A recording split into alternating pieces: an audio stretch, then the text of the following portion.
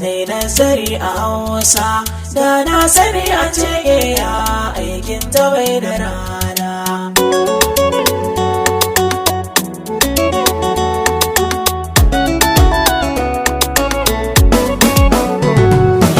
Na tara ayyuka marasa kyau sun sani kaurin suna.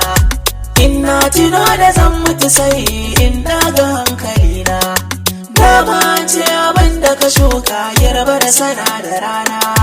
Na sara kan maciji na gaisha makwanci na.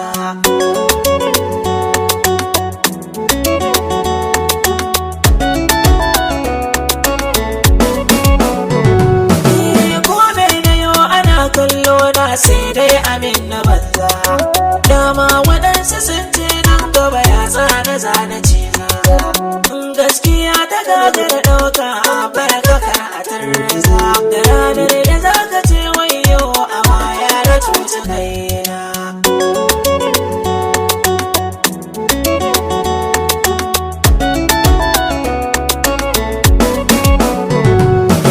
Na tabbakar abokin amayya din so na zuciyata. Da kalmarsa ta yi tasiri a kunnen masoyata.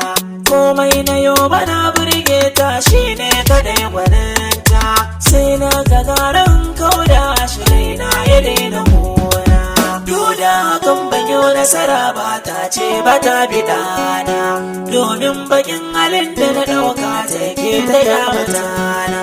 Kuma gashi na kashe saurayinta neman ta cin amana. Amma ba ta sani ba hake yana wuyana.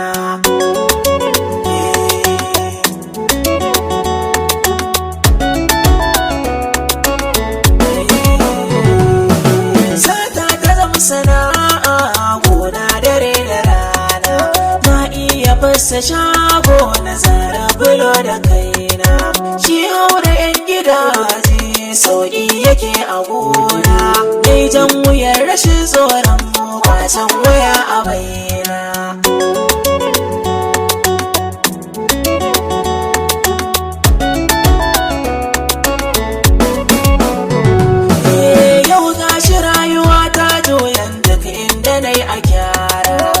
Kuskuren da na ya baya da zan na yara. Bana gudun hakin tsofaffi da 'yan mata har da yara. Kowa yana ta da halina ya zara sun ci raina. Na samu matsala sanadin zainabin da na ɗauko. Ba ɗan bado cikin ruwa na shiga na ce shi za na tsunko. In ba mahaukaci barwa kwando waza ya ɗauko. Su ne aikin da yanzu nake yi kullum dare da rana. Ba a taɓa ni sanda nake kan gani ya sharafi na. In dai ka ganni sai kallo na gagara karena. Duk wanda ke rashin kunya baya tara na gabana. Sai dai uwa ta haifu wani hakika za su yi man kwana.